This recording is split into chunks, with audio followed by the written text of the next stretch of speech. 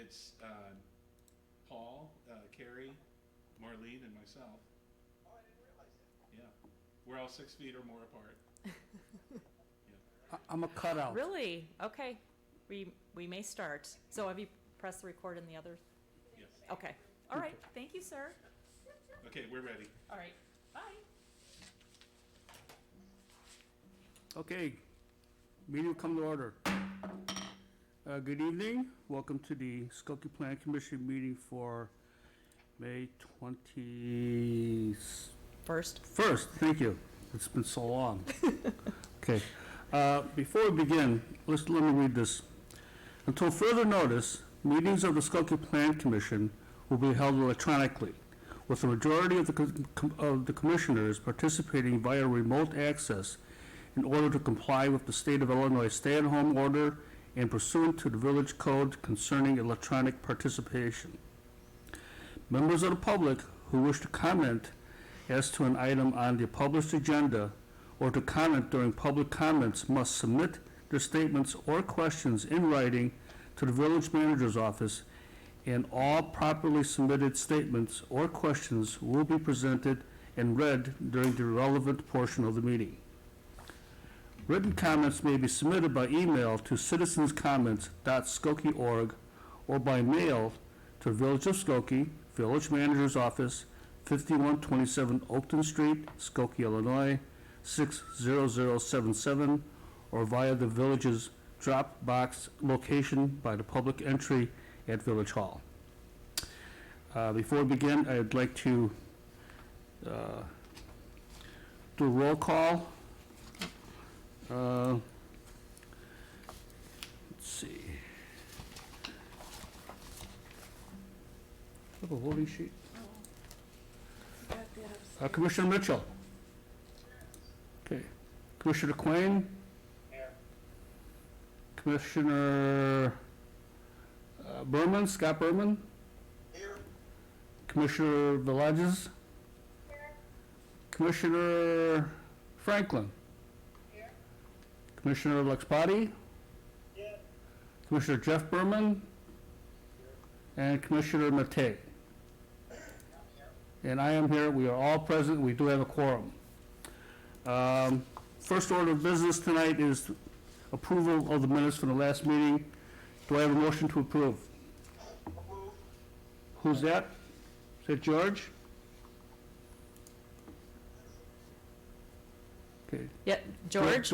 George, okay, George moves to approve. Do we have a second? I'll second it. Thank you. Jeff Berman, second. Okay, all in favor say aye. Aye. Any opposed? No, okay. First case tonight is case 2020-0P, a special use permit request by trustees of schools, Township 41, Range 13 east of the third, well, basically it's District 219. So much for the legal description. But it is basically for bus parking inside and for outdoor bus parking at 6001 Oakton Street. Is the petitioner here tonight? And would you please identify yourself? Hold on one second, get these open here. And My name is Ken Flory on behalf of School District 219. Okay.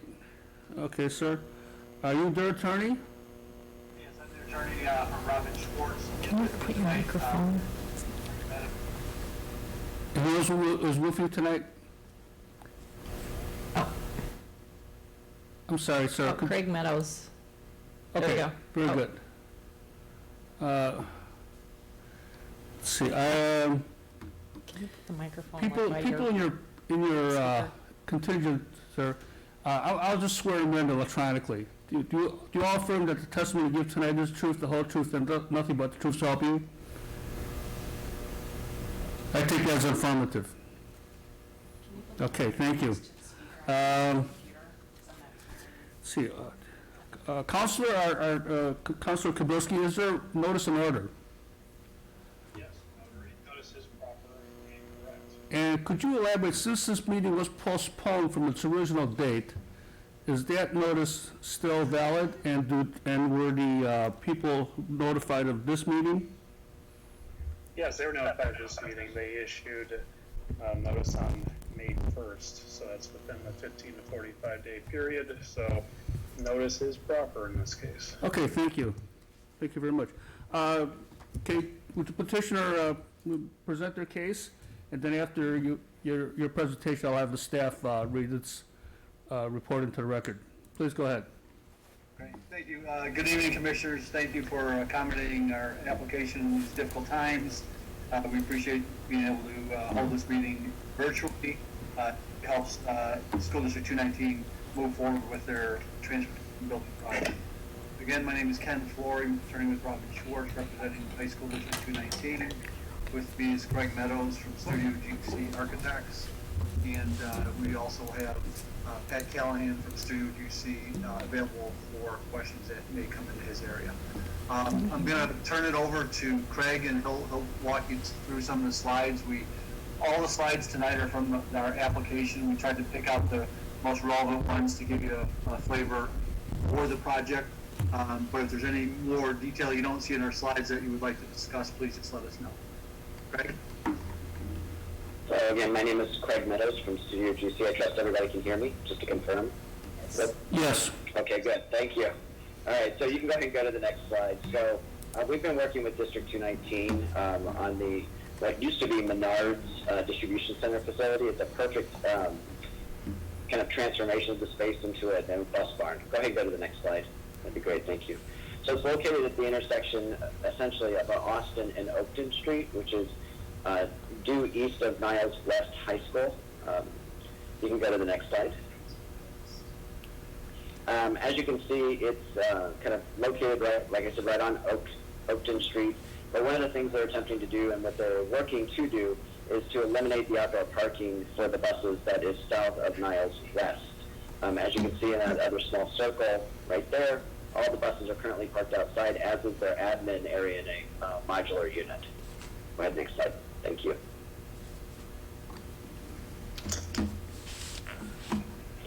So this is a copy of the plot plan. I've made a couple of modifications to explain some things, to consolidate some information.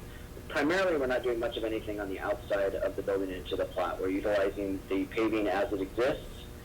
We are doing some minor changes. One of the things that we're doing that you may have noticed in the drawings is providing a propane station in there. More details will come of that later. That's the green circle there.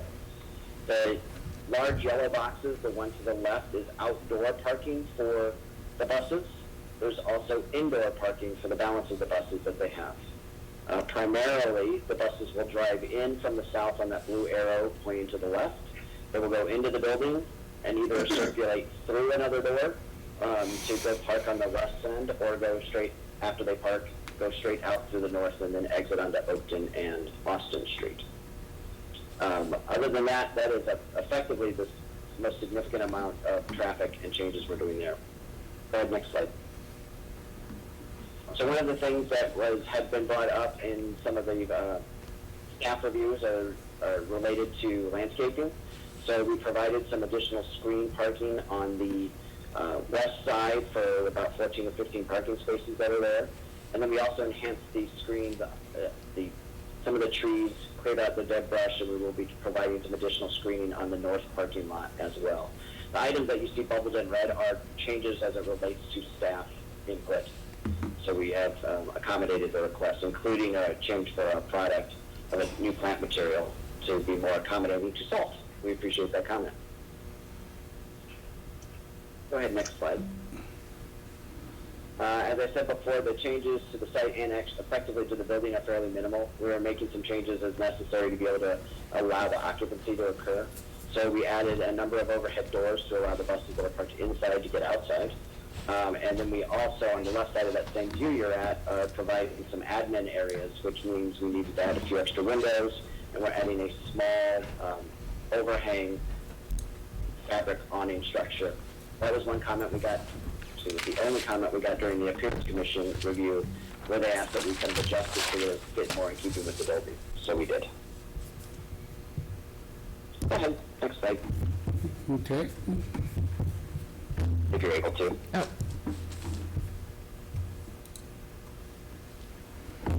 So these are some of the views of what we have inside the building, just to give you a flavor of why we made some changes on the outside. So you can see the number of buses on the image on the left, where we have 16, 25, and 22 buses parked. Those have been studied by a traffic engineer so that we can verify the turning radiuses are correct and will work in the building. This building actually had semis driving around in it, so we were confident the buses will work, but it was nice that we were able to prove that. And then on the left side, on the far west, you'll see the outdoor parking for about 15 buses. There is some service support areas, some service bays, potential wash equipment and wash bays. They do not do any significant maintenance on any of the buses in this facility. It is primarily some light cleaning and replacing things as they get broken, like mirrors, seat belts, seats, that sort of stuff. But no vehicle or engine maintenance is required. One of the comments was adding about some triple basins and some grease separators, and we're doing that work as a part of our design efforts. On the right side are the admin area. So they have dispatch, a couple offices, break room, and then a mechanical area, and then expanded men's and women's restrooms to be able to accommodate the occupancy of the space. Go ahead, next slide.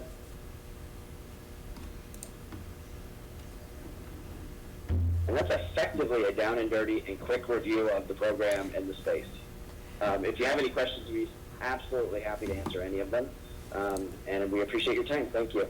The District 219 is really looking forward to this project. As you know, this was a Menards storage facility, so we do believe with our work that we're going to do on the property will be an improvement to that area.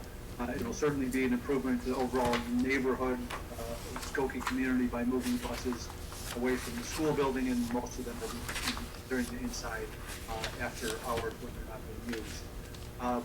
We believe I won't go into our application in extreme detail, but as our application provides and the staff agrees in the report that we've met all the conditions necessary for a special use permit. And if you have any questions, we'd love to provide answers. And ultimately, we request the recommendation for approval of our special use permit for our transportation building at this site. Okay. So the drivers themselves will have parking in the front. As they arrive, they park there. Is that correct? That is correct. Parking will remain in the front for drivers. Okay. Any questions of the petitioner? I have one question. Scott Berman. It merely, do we anticipate all of the buses coming at one time or leaving at one time in the morning and coming back at one time in the afternoon? Or are they staggered over a period of a half hour or so? In discussion with the staff, if you don't mind, Ken, the buses will be kind of organized as they leave because they get stacked into specific orders so that they're leaving in the directions they need to go to. So think of it as kind of like an orchestration that has to occur. They will come back at a more staggered rate than they will go out just because of the nature of the system. But they will be leaving in fairly short order, but we've been working with, reviewing with the city about how they would be leaving the site as well, so that not every bus goes on to Oakton at the same time. How long does it take usually to empty the entire 75 bus fleet? They had told us when we originally studied about half hour, but it just depends on the case and the weather and when people come and go. That changes at any moment as they need to address it. And then coming in is staggered just naturally because the buses all don't return at the same time. Exactly. Okay. Okay, very good. Any other questions? Okay, thank you very much. Questions. I'm sorry, go ahead. Who's that? Paul, this is Bob. Okay, go ahead. For the bus drivers, when they're arriving early and waiting around and coming back, and is there a location for them inside the building? They primarily will hang out in the break room. Okay. That's why it's a bit of an oversized break room. Okay. Another question. Could you give us a little background? I know that the district's been trying to nail down a bus facility for some time. And I know Menards has actually been here for some time. So I'm just curious of the background of the evolution of trying to find a site. Sure, I can address this, and Craig, you can jump in too. So as you can imagine, there are not a lot of sites in our community for this type of facility. We originally purchased some property in the neighboring community that would partially solve the problem. It would fit some of the buses, but not all the buses, and still would have required buses to remain outside the school building next to the commercial areas, which everyone agreed is not the right solution. So that was the best we could do until this facility came available, and we were able to purchase it from Menards. And being so close to the school, obviously, the right dimensions, Menards didn't need the building for that purpose any longer. It just fit really well, and we got lucky to be able to find a facility that just really hit all the points that the community needs, that the school district needs, without having to build a new structure. I tend to agree. I'm happy you were able to find this space and make it work. Thank you. Okay, very good. Any other questions? Okay. Thank you very much for the presentation. I'll have the staff now give its report. I believe the staff is Carrie Haberstash, Actually, it's Mike? Mike. or is it Mike? I'm Yes, sorry. it's Mike is up there. Mike. Mike is up there. Hey, Mike. Yes. I thought you were hanging around. Good evening, Mike. I'd like to request that the staff report be accepted as written. I do have one correction that I will get to as I go Okay, through some. your request for that is granted, and we're anxiously awaiting your question. Okay. I'm just going to go through a brief summary. As the petitioner mentioned, there will be some modifications to the landscaping at the site. The site right now is somewhat deficient in landscaping, with also some dead trees here and there and gaps between bushes, so we wanted to have a more presentable appearance from Oakton Street as well as Austin Avenue, and they've agreed to make all the changes, and we also made those suggestions on more salt tolerant, and they were receptive of that, and they have adjusted their plans.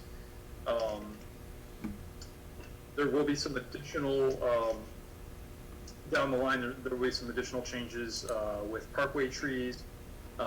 There's a future path, multi-use path that is expected to be constructed at some point in time on the south side of Oakton Street that will run from Oakton into, I believe, Morton Grove, and eventually connect up with the Forest Preserve. And so when that time comes, we request that 2 additional parkway trees be planted midway between the curb and the north edge of this proposed path. We don't want those trees going in now because they may have to be relocated or cut down if there's construction. And those trees, and here's the correction I'm coming up to, the parkway trees are to be planted at a distance of 30 feet from each other from the other parkway trees. In my report, it incorrectly states 30 inches. So that would be condition number 3, that I request that the distance of 30 inches be modified to a distance of 30 feet.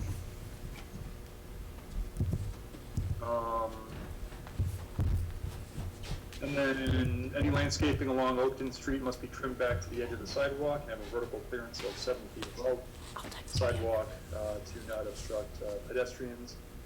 And then storage of buses outside the building, other than the screened area to the west of the building, is prohibited. So no bus parking in front of the employees are parking, or in the parking lot that's to the east of the building. That's specifically for employees only. And then prior to the issuance of a building permit, the petitioner must submit a scalable striping plan depicting all modifications to the building, to the parking lots. That's all I have. Mike, has the fire department looked at the propane refueling station, and do you have their comments on that? Scrolling back up here.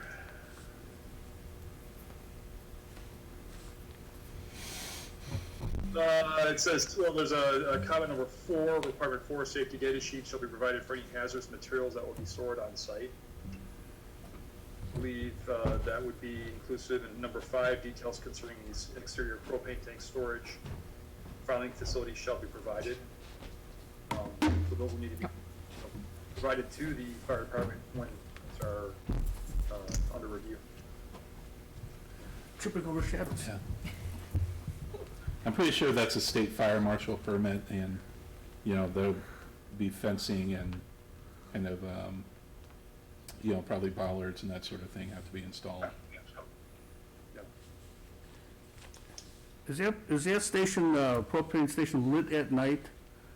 I mean, is there lighting in that, I mean, I just want to make sure it's safe from, you know, from tampering. Maybe the applicant can answer that.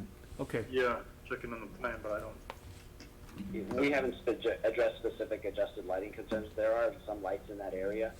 We'll evaluate that as we move forward and be able to make adjustments as need be and work that through from okay, the IES. and I have another related question. When the buses come in, who does the refueling? Do the drivers do the refueling, or is there someone there specifically assigned to do that task? I don't have an answer to that. I know they had talked in the past with us about that they had specific training for fueling, but I don't know if it's the drivers or specific staff members that do that. Yeah, I know, but They're very safety conscious there. well, yeah, We've had a lot of discussion. I would hope so. But I mean, it's a, you know, it's a valve hookup, so I just want to make sure that it's done properly and we don't have any mishaps. I'll review that concern with. Thank you. Any questions of staff?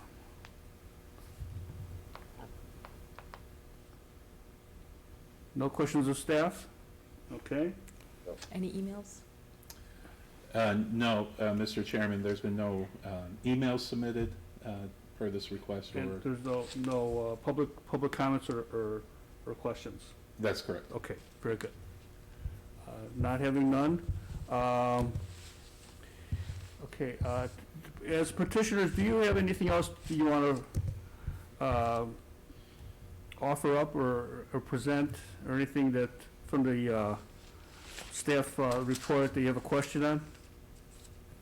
No, we appreciate staff's input. It certainly made it a better project, and we've been going through all of the changes that they've requested, and we're very comfortable meeting all those requests. I apologize, I think we keep referring to you as a petitioner, but since you're not here in person, it's hard to be personal, so I apologize for that. No problem. Thank you. Okay, do we have a motion to approve?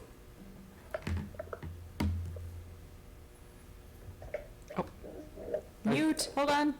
Hold on, I think the mute's on. Come on.